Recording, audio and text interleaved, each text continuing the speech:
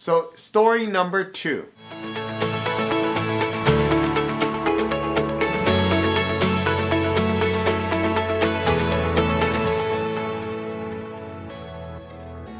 I got contacted from a client whose friend had referred her to me and said, oh yeah, Gary's really good. And so she calls me and says, you know, Gary, I have this property that I wrote an offer on, and subject removal is in a couple of days.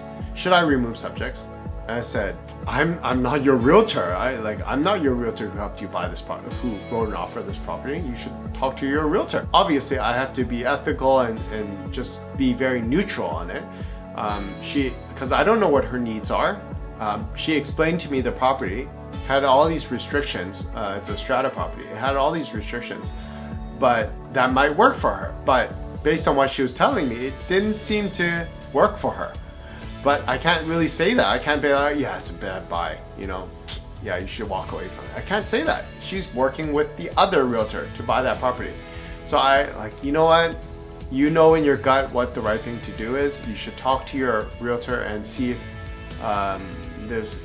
see what they think. She stewed upon it and she thought about it, and a couple days later she removed subjects. And then she called me and she said, Gary, you know, I felt really guilty because I had worked with that realtor for a while, so I felt like I had to buy with him and such and such.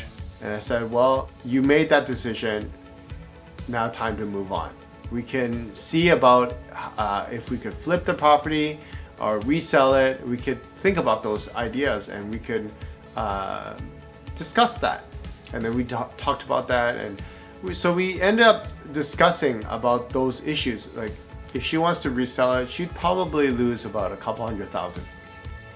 Just the kind of property that she had, with multiple restrictions on rentals and pets and such. It wasn't a very desirable property for the mass market. So it'd be a little bit challenging to sell. So I explained it, I fully disclosed that it'd be like that, and now it's in her court. But the point of that story is that she bought a property, she felt guilty, she used the wrong realtor, and she was pressured to buy that property because she had worked with that realtor for a long time. But that realtor she told me the backstory of how she met that realtor. The realtor was just like door knocked her and told her to buy this other property, and like just pushed her to buy this other property and do this and do that. And I was just like, it just hurts me.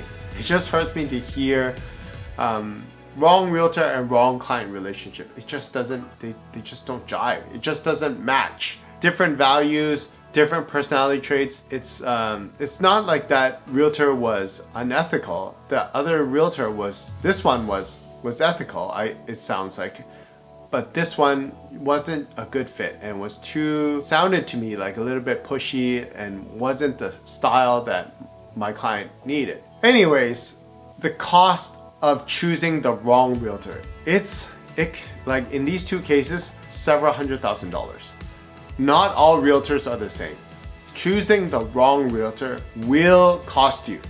And in these particular cases, it cost them several $100,000. I really encourage you, when you choose a realtor, don't just choose them because, oh, my friend, it's my friend's friend, or it's my relative, it's like my brother's friend or whatever. Oh, they're my brother, my uncle, it's my aunt. Usually do it based on referrals, but when you get referred, talk with them. See if they are a good fit. And if they're not, just don't work with them. That way, you don't waste the realtor's time, and the realtor doesn't have to waste time with you. With those two clients of mine, they work with the wrong realtor, and they're not going to work with that realtor ever again. And it just leaves a bad taste in people's mouths, and then they not bad mouth, but kind of they don't have a good impression on the real estate industry and the realtors in general. If it's not a good fit, cut it at the start and save each other's time.